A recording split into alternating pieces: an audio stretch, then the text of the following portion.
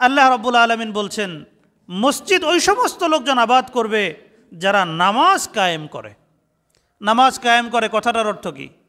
শুধু নিজে নিজে নামাজ পড়ে তা না, লোকদেরকে নামাজের দাওয়াত দেয়, তার পরিবার পরিজনকে দাওয়াত দেয়, বন্ধু বান্ধবকে দাওয়াত দেয়, সমাজের আরও 10 জনকে নিয়ে নামাজ কায়েম করে। নামাজকে শুধু ব্যক্তি জীবনে না, পারিবারিকভাবে, সামাজিকভাবে সমাজের যারা নামাজ পড়ার বয়স উপনীত হয়েছেন, প্রাপ্তবয়স্ক যারা আছেন, সবাই কিভাবে নামাজি হয়ে যায় এই ফিকির যারা করে তারা হলো মসজিদ কমিটির দায়িত্বশীল হবে।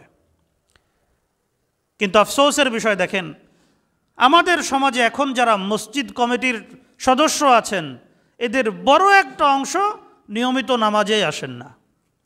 অনেকে আছেন যারা 2-1 ওয়াক্ত নামাজ পড়েন, আর কিছু তো আছেন যারা সাপ্তাহিক মুসল্লি, শুক্রবার ছাড়া তাদেরকে মসজিদে দেখা যায় না। হয়তোবা বাসায় নামাজ আদায় করেন অথবা করেন না। আবার কিছু লোক তো এমনও থাকেন যারা এত ব্যস্ত ঈদ এবং জানাজা ছাড়া তাদেরকে দেখা যায় না, অথচ তারা মসজিদ কমিটির সদস্য।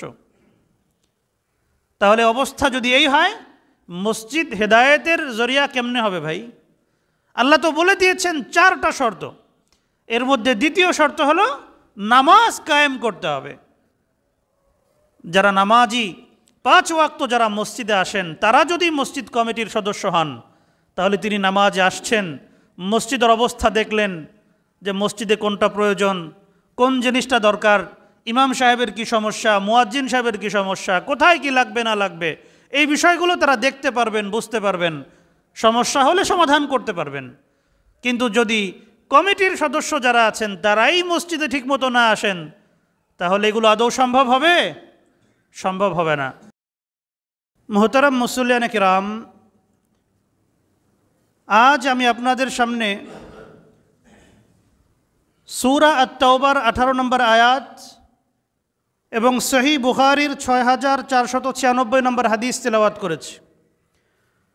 তিলাওয়াতকৃত আয়াত ও হাদিসের আলোকে মসজিদ কমিটির দায়িত্ব কারা পালন করবেন, দায়িত্ব যারা পালন করবেন তাদেরকে কি কি গুণাবলীর অধিকারী হতে হবে এবং এই দায়িত্ব তারা কিভাবে আঞ্জাম দিবেন, এ বিষয়ে সংক্ষিপ্ত কিছু আলোচনা আপনাদের সামনে পেশ করার চেষ্টা করব। আল্লাহ রাব্বুল আলামিন আমাদের সবাইকে আজকের এই আলোচনা অত্যন্ত মনোযোগের সাথে আমলের নিয়তে শোনার তৌফিক দান করুন। আমরা সকলে বলি আমিন। আয়তনের বিচারে আমাদের বাংলাদেশ বিশ্বে 94তম। আয়তনের বিচারে আমরা অনেক ছোট একটা দেশ, কিন্তু জনসংখ্যার বিচারে আমাদের দেশ অনেক উপরে আছে। মুসলিম জনসংখ্যার বিচারে আমাদের দেশ 3য় অবস্থানে। সবচেয়ে বেশি মুসলিম আছেন ইন্দোনেশিয়ায়, এর পরের অবস্থানে পাকিস্তান এবং এর পরের অবস্থানে আমাদের বাংলাদেশ। বাংলাদেশে 17 কোটি মুসলমানের বসবাস। মুসলমান যেহেতু বেশি, আমাদের এই দেশে মসজিদও অনেক বেশি। সরকারি হিসাবে 3.5 লক্ষের বেশি মসজিদ আমাদের বাংলাদেশে আছে এবং বেসরকারি হিসাবে এই মসজিদের সংখ্যা 4 লক্ষের কাছাকাছি। আমরা মুসলমান সংখ্যায় অনেক বেশি এবং আমাদের এখানে মসজিদও অনেক বেশি। এটা আল্লাহ রাব্বুল আলামিনের অনেক বড় শুকরিয়ার বিষয়, এটা আমাদের জন্য গৌরবের বিষয়। মসজিদ আল্লাহ রাব্বুল আলামিনের রহমতের জায়গা। সারা দুনিয়াতে যত জায়গা আছে এর মধ্যে মসজিদ আল্লাহর কাছে সবচেয়ে প্রিয় স্থান, এবং সবচেয়ে অপ্রিয় স্থান হলো বাজার। তো মসজিদ যেহেতু হেদায়েতের জায়গা, আল্লাহর পছন্দনীয় স্থান, তো সঙ্গত কারণেই আমাদের এই দেশে, আমাদের এই সমাজে হেদায়েত সবচেয়ে বেশি থাকার কথা ছিল, রহমত সবচেয়ে বেশি থাকার কথা ছিল, কারণ রহমতের জায়গা তো সবচেয়ে বেশি। হেদায়েত সবচেয়ে বেশি থাকার কথা ছিল, কারণ হেদায়েতের জায়গা এই যে মসজিদ, মসজিদ তো সবচেয়ে বেশি। গড় হিসাব যদি আমরা করি, আমাদের দেশে আমরা বলি 68,000 গ্রাম, তো মসজিদ যদি প্রায় 4 লক্ষ হয়, প্রতি গ্রামে 4 থেকে 5টি করে মসজিদ আছে গড়ে। আর আমাদের যে রাজধানী ঢাকা, এটাকে তো মসজিদের শহর বলা হয়, এত মসজিদ, হেদায়েতের এত মার্কাজ। কিন্তু আফসোসের বিষয় হলো আমাদের এই সমাজে হেদায়েত খুব একটা নাই। আমাদের মসজিদ আছে, আমাদের মাদ্রাসা আছে, কিন্তু এখান থেকে যে হেদায়েত আমাদের পাওয়ার কথা ছিল, সে হেদায়েত আমরা কতটুকু পাচ্ছি?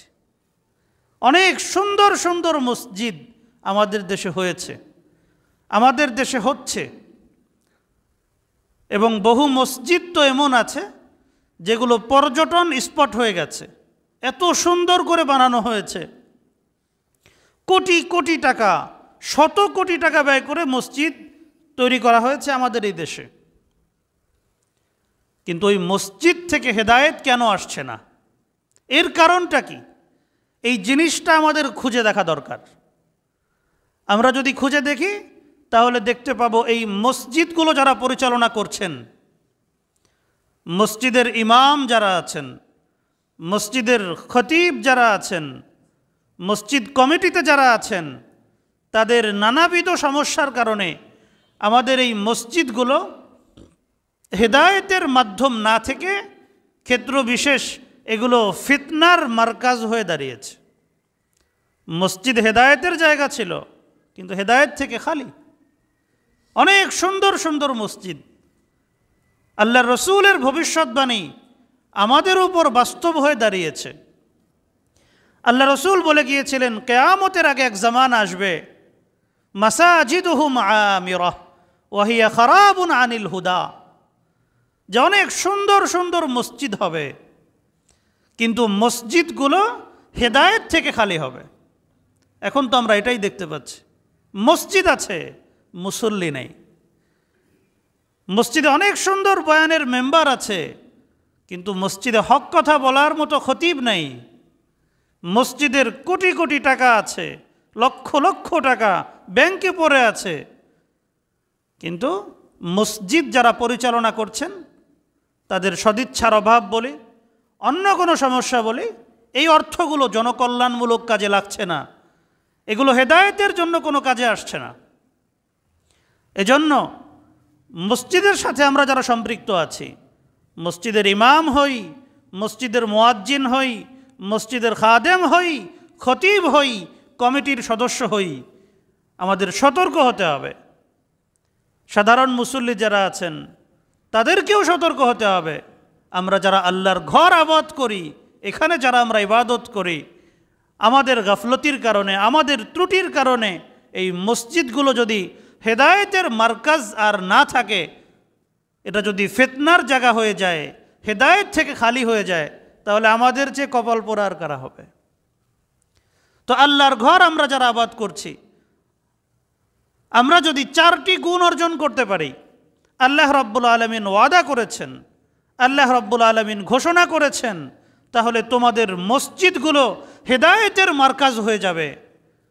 তোমাদের জন্য হেদায়েত আসমান থেকে নেমে আসবে। সুবহানাল্লাহি ওয়া বিহামদি। আল্লাহ রাব্বুল আলামিন সূরা আত-তাওবার 18 নম্বর আয়াতে ইরশাদ করেছেন, আল্লাহর এই ঘর কারা আবাদ করবে? আল্লাহ বলছেন, ইন্নামা ইয়ামুরু মাসাজিদাল্লাহ মান আমানা বিল্লাহি ওয়াল ইয়াউমিল আখির ওয়া আকামাস সালাহ ওয়া আতাজ যাকাহ ওয়া লাম ইয়াখশা ইল্লাল্লাহ ফাআসা উলাইকা আন ইয়াকুনু মিনাল মুহতাদিন। আল্লাহ বলছেন, আমার এই ঘরগুলো, আমার এই মসজিদগুলো তারা আবাদ করবে, তারা এটার দায়িত্ব পালন করবে যারা আমাকে বিশ্বাস করে, আখিরাতের দিনকে বিশ্বাস করে, যারা নামাজ কায়েম করে, যারা যাকাত আদায় করে, এবং যারা আল্লাহ ছাড়া আর কাউকে ভয় করে না। এই যে 4টা বৈশিষ্ট্য। 1 নম্বর বৈশিষ্ট্য হলো আল্লাহ এবং আখিরাতের দিবসকে ভয় করে, আল্লাহকে ভয় করে, আল্লাহকে বিশ্বাস করে এবং কিয়ামতের দিবসকে বিশ্বাস করে। 2 নম্বর বৈশিষ্ট্য, তারা নামাজ কায়েম করে। 3 নম্বর বৈশিষ্ট্য, তারা যাকাত আদায় করে। 4 নম্বর বৈশিষ্ট্য, তারা আল্লাহ ছাড়া আর কাউকে ভয় করে না। আল্লাহ রাব্বুল আলামিন বলছেন, যদি তোমরা এই 4টা গুণ অর্জন করতে পারো তাহলে আশা করা যায় তোমরা হেদায়েত প্রাপ্ত হতে পারবে, হেদায়েত তোমাদের জন্য হবে। সুবহানাল্লাহি ওয়া বিহামদিহি। তো সূরা তাওবার এই যে আয়াত 18 নম্বর আয়াত, এই আয়াত থেকে মসজিদের সাথে যারা আমরা সম্পৃক্ত আছি, মসজিদের ইমাম হই, খতিব হই, খাদেম হই, মুয়াজ্জিন হই, মসজিদ কমিটির সদস্য আমরা যারা হব, আমাদের গুণাবলী কি হতে হবে এটা আমাদের সামনে পরিষ্কার। মৌলিক বিষয়গুলোর মধ্যে চলে আসছে। 1 নম্বর ছিল আল্লাহ এবং কিয়ামতের দিবসকে বিশ্বাস করা। আমরা সবাই তো আল্লাহকে বিশ্বাস করি, আমরা সবাই তো কিয়ামতের দিবসকে বিশ্বাস করি। তাহলে আল্লাহ এবং কিয়ামতের দিবসকে বিশ্বাস করা, এই কথাটার অর্থ কি? কথার অর্থ হলো বিশ্বাসের মতো বিশ্বাস হতে হবে। মুখে তো বলছি আল্লাহকে বিশ্বাস করি, মুখে তো বলছি কিয়ামতের দিবসকে বিশ্বাস করি, কিন্তু আমাদের এই বিশ্বাসের গভীরতা কতটুকু সেটা আমাদেরকে তলিয়ে দেখতে হবে। আল্লাহকে যদি আমি বিশ্বাস করি, কিয়ামতের দিবসকে যদি আমি বিশ্বাস করি, তাহলে আমার দ্বারা শিরিক বেদাত হতে পারে না, আমার দ্বারা পাপাচার হতে পারে না, গুনাহের কাজ হতে পারে না। সুদের সাথে জড়িত, ঘুষের সাথে জড়িত, শিরিক বেদাতের সাথে জড়িত, অথচ মসজিদের ইমাম, অথচ মসজিদের মুয়াজ্জিন, মসজিদ কমিটির সভাপতি, মসজিদ কমিটির সদস্য, অবস্থা যদি এই হয় ভাই, তাহলে হেদায়েত কিভাবে আসবে? আল্লাহ রাব্বুল আলামিন এর আগের আয়াতে বলেছেন যারা মুশরিক তারা আল্লাহর ঘর আবাদ করার নৈতিক কোনো হক রাখে না। যারা পাপাচারে লিপ্ত, যারা গুনাহে লিপ্ত, তারা আল্লাহর ঘর আবাদ করার নৈতিক হক রাখে না। এজন্য আমাদেরকে এই জাতীয় বিষয় থেকে বাঁচতে হবে। যাবতীয় অপরাধ, বিশেষ করে প্রকাশ্য পাপাচার যেগুলো আছে, এই সুদের সাথে জড়িত, ঘুষের সাথে জড়িত, জিনা ব্যভিচারের সাথে জড়িত, অর্থ আত্মসাতের সাথে জড়িত, সমাজে অশ্লীলতা ছড়িয়ে দেওয়ার সাথে যারা জড়িত, এই ধরনের লোকজন যারা আছে, মসজিদ কমিটিতে তাদের থাকা চলবে না।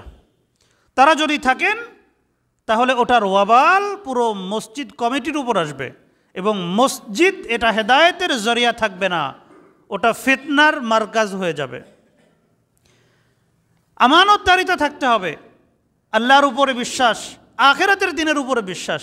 এই যে আখিরাতের দিবসকে বিশ্বাস করা, এই কথাটা অত্যন্ত গুরুত্বপূর্ণ। আখিরাতকে যদি কোনো ব্যক্তি বিশ্বাস করে যে একদিন আমাকে আল্লাহর সামনে দাঁড়াতে হবে, আমার জীবনের সকল কাজের হিসাব দিতে হবে, তাহলে সেই ব্যক্তি কোনো খেয়ানত করতে পারে না, সেই ব্যক্তি কোনো 2 নম্বরই করতে পারে না। কিন্তু দোস্ত মোহতারাম, আমাদের এই সমাজে, আমাদের এই দেশে যত মসজিদ আছে, মসজিদের কমিটিতে যারা আছেন, তাদের মধ্যে বড় একটা অংশ এই খেয়ানতের সাথে জড়িত। মসজিদের টাকা এদিক ওদিক করছেন, মাদ্রাসা যারা পরিচালনা করছেন, মাদ্রাসার অর্থ এদিক ওদিক করছেন, অনেকে আত্মসাৎ করছেন, অন্য খাতে ব্যয় করছেন। এগুলো জুলুম, এগুলো আমানতের খেয়ানত। কোনো ব্যক্তি আল্লাহকে বিশ্বাস করার পরে, কোনো ব্যক্তি আখিরাতের দিনকে বিশ্বাস করার পরে এই ধরনের কাজ করতে পারেন না। আর যদি কেউ করেন তাহলে তার দ্বারা এই মসজিদ মাদ্রাসার কোনো কাজ হবে না। মসজিদ মাদ্রাসায় তার মাধ্যমে হেদায়েত আসবে না। এজন্য এই বিষয়টা অত্যন্ত সিরিয়াস, অত্যন্ত সেন্সিটিভ, আমাদের বোঝার চেষ্টা করা দরকার। 2 নম্বর বিষয়, আল্লাহ রাব্বুল আলামিন বলছেন মসজিদ ওই সমস্ত লোকজন আবাদ করবে যারা নামাজ কায়েম করে। নামাজ কায়েম করে কথাটার অর্থ কি? শুধু নিজে নিজে নামাজ পড়ে তা না, লোকদেরকে নামাজের দাওয়াত দেয়, তার পরিবার পরিজনকে দাওয়াত দেয়, বন্ধু বান্ধবকে দাওয়াত দেয়, সমাজের আরও 10 জনকে নিয়ে নামাজ কায়েম করে। নামাজকে শুধু ব্যক্তি জীবনে না, পারিবারিকভাবে, সামাজিকভাবে সমাজের যারা নামাজ পড়ার বয়স উপনীত হয়েছেন, প্রাপ্তবয়স্ক যারা আছেন, সবাই কিভাবে নামাজি হয়ে যায়, এই ফিকির যারা করে তারা হলো মসজিদ কমিটির দায়িত্বশীল হবে।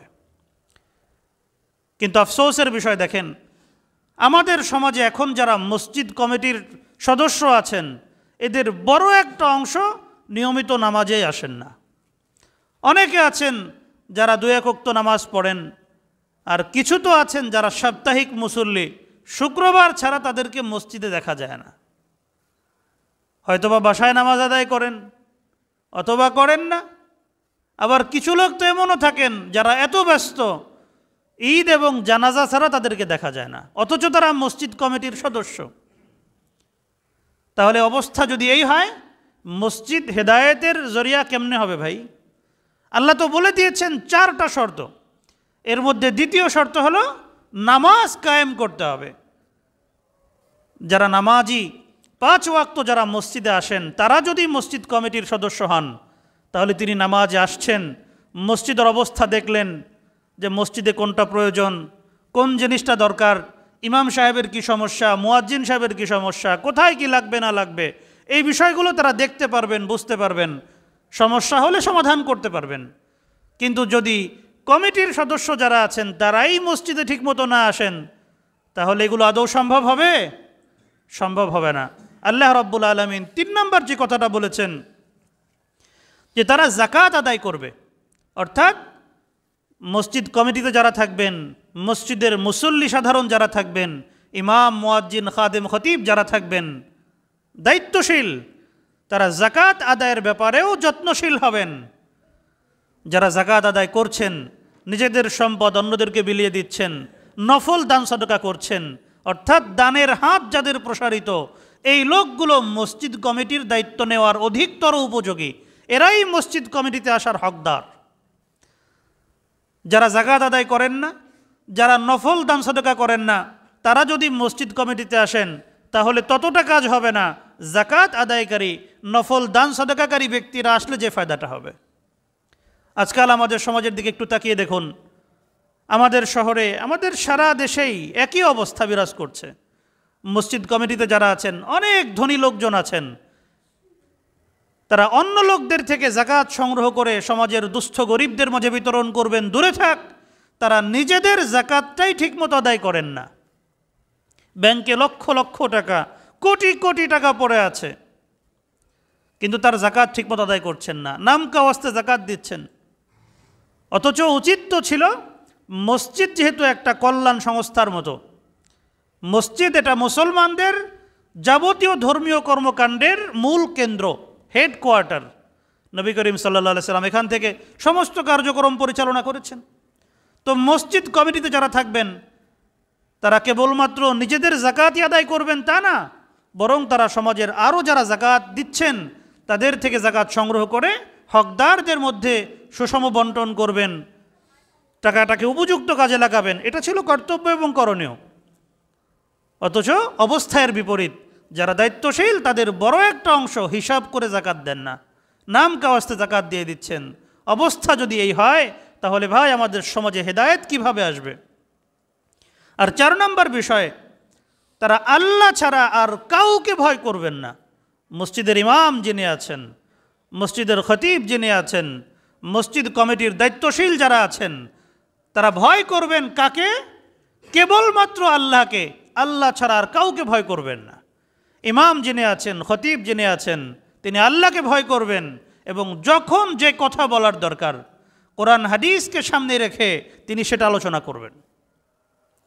আমাদের এই সমাজে এখন কোন বিষয় আলোচনার দরকার সেটা তিনি বিশ্লেষণ করবেন এবং কোরআন হাদিসের আলোকে ওই বিষয় সমাধান তুলে ধরবেন এবং লোকজন সেটা গ্রহণ করবেন। এক্ষেত্রে কে বেজার হবেন, কে খুশি হবেন, ওটা ইমাম খতিবকে হিসাব করতে হবে না। যদি অবস্থা এমন হয় যে এই আলোচনাটা করলে তো কমিটির অমুক বেজার হয়ে যাবেন, কমিটির অধিকাংশ সদস্য এই অপরাধের সাথে জড়িত, সুদের সাথে জড়িত, ঘুষের সাথে জড়িত, অবৈধভাবে পয়সা উপার্জনের সাথে জড়িত, হারামের সাথে জড়িত, এটা বললে তারা বেজার হয়ে যাবে এবং আমার চাকরি নট হয়ে যাবে, আমার খতিবগিরি থাকবে না, আমার ইমামতি থাকবে না, আমার মুয়াজ্জিনগিরি থাকবে না। এই যদি অবস্থা হয় তাহলে সেই ইমাম খতিবের মাধ্যমে হেদায়েত আসবে? হেদায়েত আসবে না। মসজিদের কমিটিতে যারা থাকবেন, হক কথা বলার ক্ষেত্রে, সত্য উচ্চারণ করার ক্ষেত্রে তাদেরকে ইমাম খতিবের সহায়ক হতে হবে। আল্লাহ তাআলা যে কথাটা বলেছেন, ওয়ালাম ইয়াখশা ইল্লাল্লাহ, তারা আল্লাহ ছাড়া আর কাউকে ভয় করবে না। কমিটির সভাপতি, কমিটির সেক্রেটারি, কমিটির অন্যান্য দায়িত্বশীল যারা আছেন তাদের কেমন হতে হবে যে খতিব সাহেবকে, ইমাম সাহেবকে বলে দেবেন যে হুজুর কোরআন হাদিসের যে আলোচনা সেটা আপনি উপস্থাপন করবেন, তাতে কে খুশি হইল, কে বেজার হইল, কথা কার বিরুদ্ধে গেল সেটা আপনার দেখার দরকার নাই। যদি কেউ আপনার ব্যাপারে কোনো অবজেকশন জানায়, আপনার ব্যাপারে কোনো অভিযোগ আসে, সেটা আমরা দেখব। আমরা আছি আপনার পিছনে, আপনার কোনো টেনশন নাই। আপনি কোরআন হাদিসের আলোকে আমাদেরকে সঠিক আলোচনা শোনান। কমিটির সদস্য যারা থাকবেন তাদেরকে এই মন মানসিকতার অধিকারী হতে হবে, তাহলে মসজিদে হেদায়েত আসবে। আর যদি এমন হয় খতিব সাহেব জুমায় আলোচনা করলেন, আলোচনা কমিটির সদস্যদের বিরুদ্ধে চলে গেল, আসরের আগেই খতিব সাহেবের চাকরি শেষ, ইমাম সাহেবের চাকরি শেষ, অবস্থা যদি এমন হয়, তাহলে তারা সাহস করবেন হক কথা বলার? অনেকে বলবেন, যাদের হিম্মত আছে, আল্লাহ যাদেরকে হিম্মত দিয়েছেন, ওই ইমান যাদের মধ্যে আছে তারা বলবেন। কিন্তু আজকাল অধিকাংশ ইমাম খতিবের ইমানও বড় দুর্বল হয়ে গেছে। মুসল্লিদের যে অবস্থা, ইমাম সাহেবদের অবস্থাও কাছাকাছি হয়ে গেছে। এজন্য এই বিষয়ে আমাদের সবাইকে অগ্রসর হতে হবে। আরেকটা প্রাসঙ্গিক বিষয়, সেটা হলো মসজিদ কমিটিতে যারা থাকবেন, ইমাম, মুয়াজ্জিন, খাদেম, খতিব যারা আছেন, তাদেরকে তো ধর্মীয় বিষয় অবগত হতেই হবে। আলেম অথবা কম বেশি জানাশোনা তো থাকতেই হবে।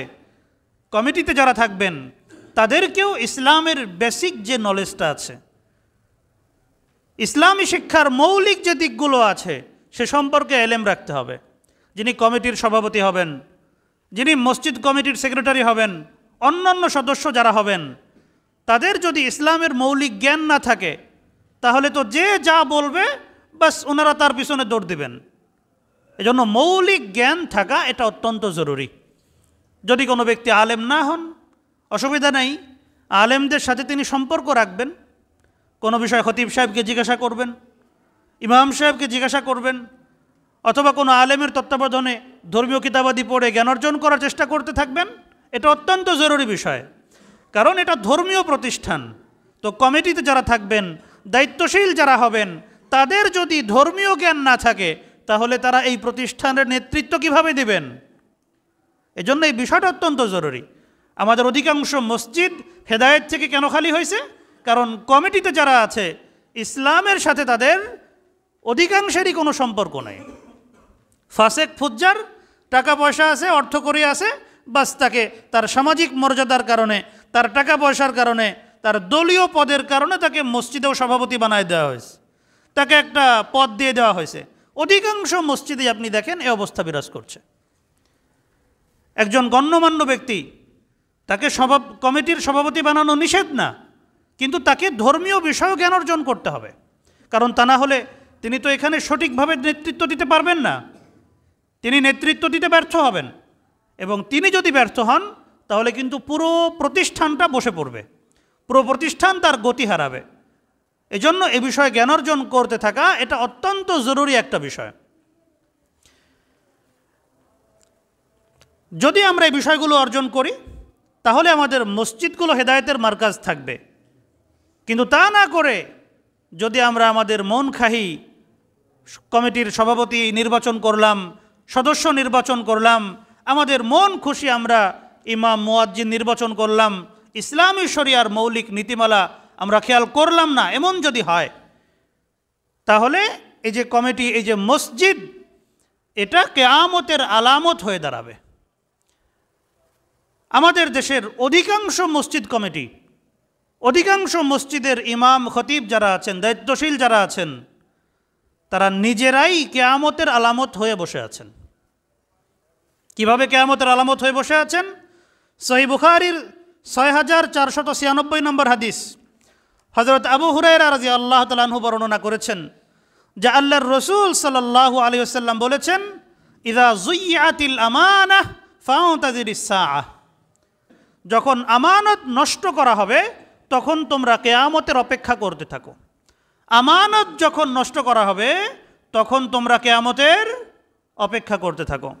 তো এক সাহাবী জিজ্ঞাসা করলেন, ইয়া রাসূলুল্লাহ, আমানত কিভাবে নষ্ট করা হয়? আল্লাহ রসুল সাল্লাল্লাহু আলাইহি ওয়াসাল্লাম ইরশাদ করলেন, ইযা উসনিদাল আমরু ইলা গায়রি আহলিহি ফাউতাযিরিস সাআহ, যখন কোনো দায়িত্ব অযোগ্য ব্যক্তিকে দেওয়া হয়, দায়িত্ব যদি অযোগ্য ব্যক্তিকে দেওয়া হয় তাহলেই কিয়ামতের অপেক্ষা করতে থাকো। অযোগ্য ব্যক্তিকে দায়িত্ব দেওয়া এটা আমানত নষ্ট করার শামিল। আর আমানত নষ্ট করা হলে, আমানতের খেয়ানত করা হলে কেয়ামত নিকটবর্তী হয়ে যায়, কেয়ামতের নিকটবর্তী সময়ে ধরনের ঘটনা ঘটবে, তখন তোমরা কেয়ামতের অপেক্ষা করতে থাকো, মানে তখন তোমরা সর্বনাশের অপেক্ষা করতে থাকো। তো আমাদের অধিকাংশ মসজিদ সঠিকভাবে পরিচালিত হচ্ছে না। কেন? কারণ যারা দায়িত্ব পালন করছেন তারা সঠিকভাবে দায়িত্বটা আঞ্জাম দিচ্ছেন না। এজন্য এই বিষয়টা আমরা গুরুত্বের সাথে বিবেচনা করার চেষ্টা করি। আল্লাহ রাব্বুল আলামিন আমাদেরকে তৌফিক দান করেন। এখন প্রশ্ন হলো, যারা মসজিদ কমিটিতে আছেন, মসজিদের ইমাম যারা আছেন, খতিব যারা আছেন, তারা কিভাবে তাদের দায়িত্ব পালন করবেন? এক্ষেত্রে অনেকগুলো বিষয় আছে, আমরা মৌলিক কিছু বিষয় জেনে নেওয়ার চেষ্টা করি।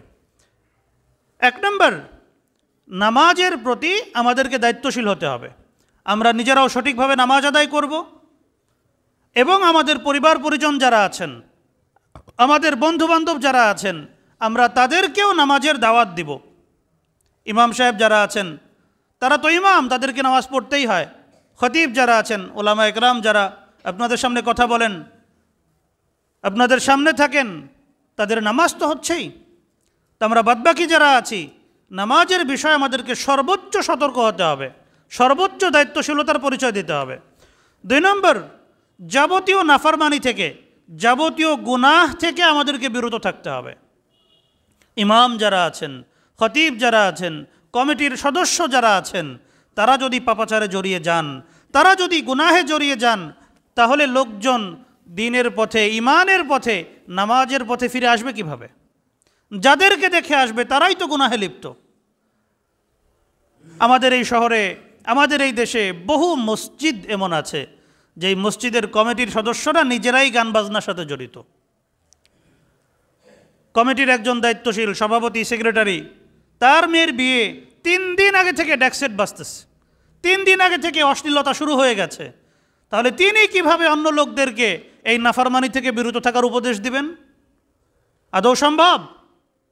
আদৌ সম্ভব না। ইমাম সাহেব কথা বলতে চান, খতিব সাহেব কথা বলতে চান, কিন্তু তিনি সুদের বিরুদ্ধে, ঘুষের বিরুদ্ধে, দুর্নীতির বিরুদ্ধে বলতে পারছেন না। কেন? কারণ কমিটির সদস্যরা এগুলোর সাথে জড়িত, কথা বললে সমস্যা হবে। এই যদি অবস্থা হয় তাহলে সমাজ কেমনে ঠিক হবে ভাই? এজন্য যাবতীয় পাপাচার থেকে সমাজের আইকন যারা আছেন, আল্লাহ যাদেরকে এই দায়িত্বগুলো দিয়েছেন, এই আমানতগুলো আল্লাহ তাআলা যাদেরকে দিয়েছেন, আমাদেরকে এর থেকে বিরত থাকতে হবে। 3 নম্বর, দায়িত্ব পাওয়ার পরে আমানতদারিতার সাথে এই দায়িত্ব পালন করতে হবে। দায়িত্ব জ্ঞান থাকা অত্যন্ত জরুরি একটা বিষয়। ইমাম সাহেব যিনি আছেন, তার যদি ইমামতির জ্ঞান না থাকে, দায়িত্ববোধ যদি তার মধ্যে না থাকে তাহলে সমস্যা। খতিব যিনি আছেন, দায়িত্ববোধ যদি তার মধ্যে না থাকে তাহলে সমস্যা। কমিটির সদস্য যারা আছেন তাদের মধ্যে যদি দায়িত্ব জ্ঞান না থাকে যে আমার কি কর্তব্য, আমি কি করছি, তাহলে সমস্যা। এজন্য আমাদের যার যে অবস্থান, কমিটিতে হোক, মসজিদে হোক, আমাদের যার যে দায়িত্ব আছে, আমাদের প্রত্যেককেই দায়িত্বশীলতার সাথে আমাদের কাজ আঞ্জাম দিতে হবে। 4 নম্বর, আল্লাহ তাআলা ছাড়া আর কাউকে ভয় করা চলবে না। আমরা ভয় করব কাকে?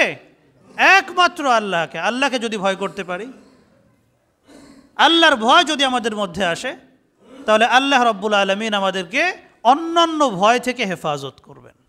যার মধ্যে আল্লাহর ভয় চলে আসে, দুনিয়াবি সমস্ত ভয় তাকে পেয়ে বসতে পারে না। আল্লাহ রাব্বুল আলামিন তাকে হেফাজত করেন। যারা ইমাম খতিব আছেন তাদেরকে রিজিকের ব্যাপারে চিন্তামুক্ত হয়ে কথা বলতে হবে। রিজিকের মালিক কে? আল্লাহ। না কমিটির লোকজন? কমিটির লোকজন না, রিজিকের মালিক হলো আল্লাহ। অতএব কে খুশি হলো, কে বেজার হলো, ওই চিন্তা করে বক্তৃতা করা যাবে না, ওই চিন্তা করে খুতবা দেওয়া যাবে না। আল্লাহ যে কথা বললে খুশি হবেন, যে কথা বললে আল্লাহর রসুল খুশি হবেন, সে কথা বলতে হবে, সে আলোচনা করতে হবে। এবং কমিটির সদস্য যারা আছেন তাদের দৃষ্টিভঙ্গিও এমন থাকতে হবে, তাহলে আমাদের এই মসজিদগুলো হেদায়েতের মারকাজ হবে। 5 নম্বর, মসজিদের ফান্ডের জন্য, মসজিদের ব্যয় নির্বাহ করার জন্য হালাল উৎস থেকে অর্থের সংস্থান করতে হবে। হারাম টাকা মসজিদের ফান্ডে ঢুকানো যাবে না। মসজিদ কমিটিতে যারা আছেন, দায়িত্বশীল যারা আছেন, এই ব্যাপারে তাদেরকে সর্বোচ্চ সতর্ক থাকতে হবে যে মসজিদের ফান্ডে যেন হারাম টাকা না ঢোকে। ভাই, যদি হারাম টাকা আপনি মসজিদে আনেন, ব্যয় করেন, এই মসজিদ থেকে হেদায়েতের আশা করা যায় না। আশা করা যাবে? মোটেও না। আপনি যদি হারাম টাকা থেকে ইমাম সাহেবের বেতন দেন, ইমাম সাহেব জানলেন না, ওটা তার জন্য হালাল হয়ে গেল, কিন্তু এর একটা খারাপ প্রভাব আছে, তার মুখ দিয়ে কোনো দিন আর হক কথা বেরোবে না। এই মসজিদ থেকে হেদায়েতের আলো ছড়াবে না। এজন্য হালাল হারামের বিচার বিশ্লেষণ করা এটা অত্যন্ত জরুরি বিষয়। বাইতুল্লাহ শরীফ যারা নির্মাণ করেছিলেন, ওই যে মক্কার মুশরিকরা, নবী করিম সাল্লাল্লাহু আলাইহি সাল্লামের বয়স যখন ৩৫ বছর, বাইতুল্লাহ পুনর্নির্মাণের সময় তাদের হালাল অর্থের সংকট পড়ে গিয়েছিল। এজন্য তারা বাইতুল্লাহর কিছু অংশকে বাদ দিয়ে দিয়েছেন।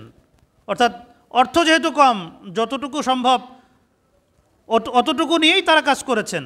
দেখবেন বাইতুল্লাহ শরীফের পাশে প্রায় কোমর সমান বা তার চেয়ে একটু বেশি উঁচু একটা জায়গা আছে, ওই যে ব্যারিকেডের মতো দেওয়া আছে, যেটাকে বলা হয় হাতিমে কাবা।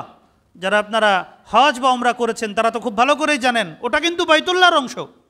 কিন্তু মক্কার মুশরিকরা ওটা কেন বাদ দিয়েছেন? কারণ অর্থের অভাব ছিল, হালাল অর্থের সংকট ছিল। হালাল অর্থ যেই পরিমাণ ছিল তা দিয়ে যতটুকু সম্ভব তারা নির্মাণ করেছেন। তাহলে তারা মুশরিক ছিলেন, কিন্তু হালাল হারামের এই বুঝ তাদের মধ্যে ছিল। কিন্তু আজকাল আমাদের সমাজে মসজিদের সভাপতি সেক্রেটারি যারা হয়ে বসে আছেন, দায়িত্বশীল যারা আছেন, তাদের কয়জনের এই বোধ আছে? একজন বলেছে আমি মসজিদে ১ লক্ষ টাকা দিব, ২ লক্ষ টাকা দিব, বাস বেহুশ হয়ে গেছেন। ওই টাকা হালাল থেকে দিচ্ছেন না হারাম থেকে তার কোনো পরোয়া নাই। এটা হিসাব করা উচিত ভাই। মসজিদ পাকা করতে হবে, মসজিদ সুন্দর করতে হবে, টাইলস লাগাইতে হবে, এটা জরুরি না। কিন্তু মসজিদকে হেদায়েতের মার্কাজ হিসাবে টিকিয়ে রাখতে হবে, এটা জরুরি। মসজিদ পাকা করা, মসজিদ এসি লাগানো বেশি জরুরি না মসজিদটাকে হেদায়েতের মার্কাজ হিসাবে বাকি রাখা বেশি জরুরি? হেদায়েতের মার্কাজ হিসাবে বাকি রাখাটা বেশি জরুরি। লোকদের অবস্থা ৩ প্রকার। কিছু লোক আছেন যাদের উপার্জন সম্পূর্ণ হালাল, যাদের উপার্জন হালাল, তাদের থেকে চাঁদা নিতে কোনো সমস্যা নেই। কিছু লোকজন আছেন যাদের অর্থ হারাম, যাদের হালাল নেই, তিনি অবৈধ ব্যবসা করছেন, অবৈধ পথে অর্থ উপার্জন করছেন। তো যারা অবৈধভাবে অর্থ উপার্জন করছেন, যাদের অর্থ হারাম, তাদের থেকে মসজিদে কোনো ধরনের অনুদান গ্রহণ করা এটা জায়েজ হবে না। আর যাদের অর্থ হালাল হারামের মিশ্রণ, হালালও আছে হারামও আছে, তাদের থেকে অর্থ গ্রহণ করা যেতে পারে, কিন্তু তাদেরকে বলতে হবে ভাই তুমি তোমার হালাল থেকে মসজিদে চাঁদা দেবা। এই যে রমজানে সহযোগিতা করছো, মাসিক বেতন দিচ্ছ, ওটা হালাল থেকে দিবা, হারাম থেকে দিবা না। এটা কমিটির দায়িত্ব তাদেরকে ভালো করে বলে দেওয়া। এরপরেও যদি কোনো ব্যক্তি হারাম থেকে দেন তাহলে কমিটি সে ব্যাপারে দায়িত্বমুক্ত হবে। এবং ওই ব্যক্তি যেহেতু তার হালাল হারাম মিশ্রিত আছে, তিনি হালাল থেকে দিয়েছেন বলেই এটা গণ্য করা হবে ইনদাল্লাহ, অর্থাৎ আল্লাহ তাআলার কাছে ওটা হালাল থেকে তিনি দিয়েছেন, এটা বিচার করা হবে। যদি হারাম থেকে দিয়ে থাকেন আল্লাহ তাআলা তার বিচার করবেন। ৬ নম্বর, মসজিদে যোগ্য ইমাম, যোগ্য খতিব, যোগ্য মুয়াজ্জিন, যোগ্য খাদেম নিয়োগ দেওয়া। এটা মসজিদ কমিটির সবচেয়ে বড় দায়িত্ব। এবং যোগ্য ইমাম, যোগ্য খতিব নিয়োগ দেওয়ার পরে তাদেরকে কাজের পরিবেশ করে দিতে হবে। তাদেরকে বাধা সৃষ্টি করা যাবে না, যেভাবে না ওভাবে। ইমাম সাহেব যেভাবে বলবেন, খতিব সাহেব যেভাবে বলবেন সেভাবে করতে হবে। কারণ তারা তো কোরআন হাদিসের আলোকেই বলছেন। আমি যদি ঠিক করে দিতে থাকি আপনি এই বিষয়ে কথা বলবেন, এটা নিয়ে কথা বলবেন না, তাহলে হবে? তাহলে হবে না। ৭ নম্বর, তাদের প্রতি আন্তরিক হতে হবে, তাদের প্রতি কল্যাণকামী হতে হবে, এবং তাদের মাসিক সম্মানই যেটা ধার্য করা হয়, কম বেশি যেটাই ধার্য করা হোক, ওটা সময় মতো পরিশোধ করার বিষয়ে যত্নশীল হতে হবে। ৮ নম্বর, মসজিদের সাথে যারা সম্পৃক্ত আছেন, মসজিদের যারা মুলাজিমিন, স্বাভাবিক ৪ জন তো থাকেনি, ইমাম, খতিব, খাদেম, মুয়াজ্জিন, যারা সম্পৃক্ত আছেন তাদের সম্মানই কিভাবে আরও বাড়ানো যায়, তাদের অর্থনৈতিক সচ্ছলতা কিভাবে আরও বাড়ানো যায়, এ ব্যাপারে কমিটির সবাইকে সক্রিয় ভূমিকা পালন করতে হবে। কারণ জিনিসপত্রের যা দাম বাড়ছে, যদি এ ব্যাপারে আপনারা খেয়াল না রাখেন তাহলে ইমাম সাহেব যিনি আছেন নামাজ পড়াবেন, কিন্তু যদি বাসায় চাউল না থাকে নামাজে মন থাকবে না? মনোযোগের ঘাটতি হয়ে যাবে, মনোযোগের ঘাটতি হয়ে যাবে। স্ত্রী অসুস্থ, সন্তান অসুস্থ, টাকা নাই, ডাক্তার দেখাতে পারছেন না, আপনি যতই বলেন মাথার মধ্যে নানান পেরেশানি আসবে। এজন্য তারা যেহেতু নিজেদেরকে মসজিদের জন্য ওয়াকফ করেছেন, আর মসজিদ তো আমাদের সবার, মসজিদ তো জনসাধারণের, অতএব তাদের সার্বিক কল্যাণের বিষয় এদেরকে ফিকির করতে হবে। এখন অনেক মসজিদের দায়িত্বশীল ব্যাপারে সচেতন হচ্ছেন, ইমামদের সম্মানী বাড়ছে, খতিবদের বাড়ছে, অন্যান্যদের বাড়ছে, ফিকির করতে হবে।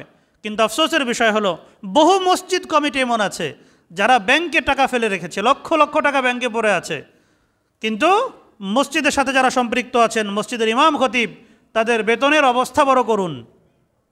8,000 10,000 টাকা বেতন, তাদের দিন চলছে না, তাদেরকে বিভিন্ন ধরনের পেশা অবলম্বন করে দিন পার করতে হচ্ছে, কারণ বাজারে জিনিসপত্রের দাম তো আর কারোর জন্য কম না। তো এই বিষয়টা খেয়াল রাখা এটা অত্যন্ত জরুরি।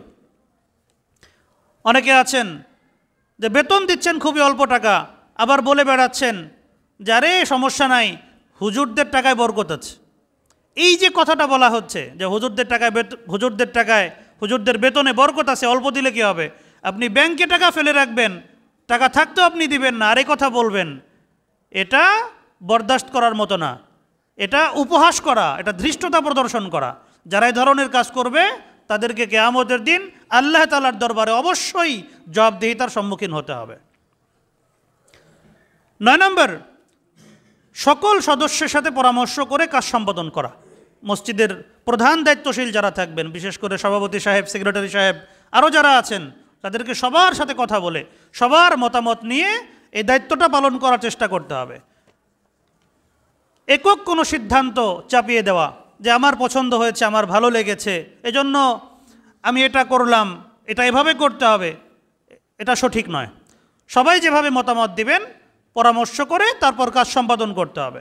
10 নম্বর, মসজিদের দায়িত্বশীল যারা আছেন, ইমাম, খতিব, খাদেম, মুয়াজ্জিন, এদের কাউকে যদি পরিবর্তন করতে হয়, নতুন করে নিয়োগ দিতে হয়, তাহলে অবশ্যই এক্ষেত্রে স্থানীয় আলেম ওলামা যারা আছেন তাদের সাথে কথা বলে নিতে হবে। কারণ অধিকাংশ ক্ষেত্রেই যেটা হয়, কমিটিতে যারা থাকেন তাদের ধর্মীয় বিষয়ে খুব একটা এলেম থাকে না, ধর্মীয় বিষয় তাদের জানাশোনা থাকে না। তো খতিব যিনি আছেন তার ইলমি যোগ্যতা কতটুকু, তিনি কোরআন হাদিসের কথা কতটুকু বলবেন, তার আকীদা বিশ্বাস কতটুকু সঠিক আছে, এই বিষয়টা আলেম ওলামারা ভালো বুঝবেন নাকি কমিটির সদস্যরা ভালো বুঝবেন? আলেম ওলামারা ভালো বুঝবেন। এজন্য আলেমদের সাথে কথা বলে নিতে হবে। যদি কাউকে নিয়োগ দিতে হয় অথবা বিয়োগ করতে হয়, অবশ্যই তাদের সাথে কথা বলে নেওয়া চাই। 11 নম্বর, যত যোগ্যই হোক, নিজের কোনো আত্মীয় স্বজন, আমার ভাতিজা, আমার ভাগিনা, অমুক তমুক আত্মীয়, এদেরকে নিয়োগ দেওয়া থেকে বিরত থাকা চাই।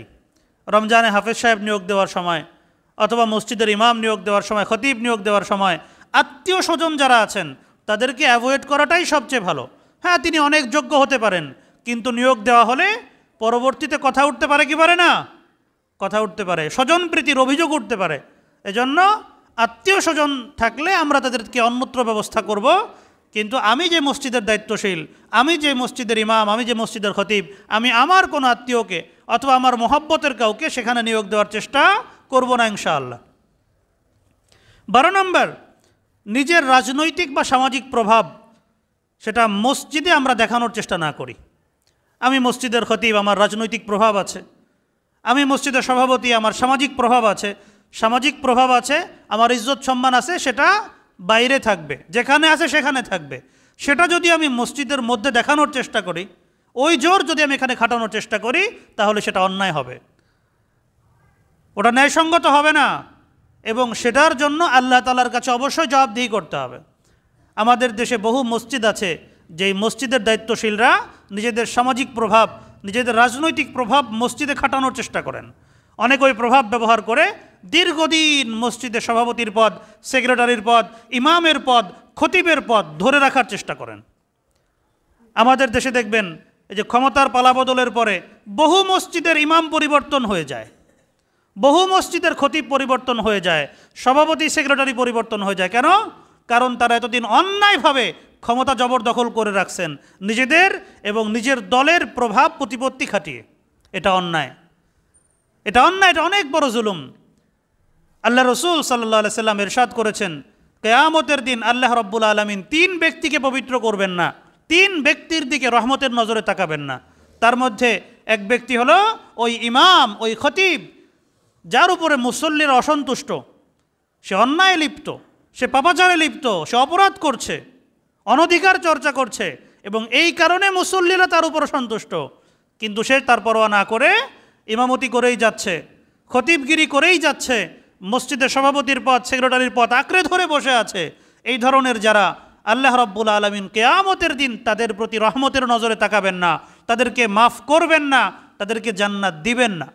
দোস্ত মোহতারাম, এজন্য মসজিদের সাথে সম্পৃক্ত আমরা যারা আছি, বিশেষ করে আমরা যারা মসজিদের সাথে সম্পৃক্ত, ইমাম, খতিব, খাদেম, মুয়াজ্জিন এবং কমিটির যারা, এই বিষয়টা, এই হাদিসটা আমাদের জন্য অত্যন্ত গুরুত্বের দাবি রাখে।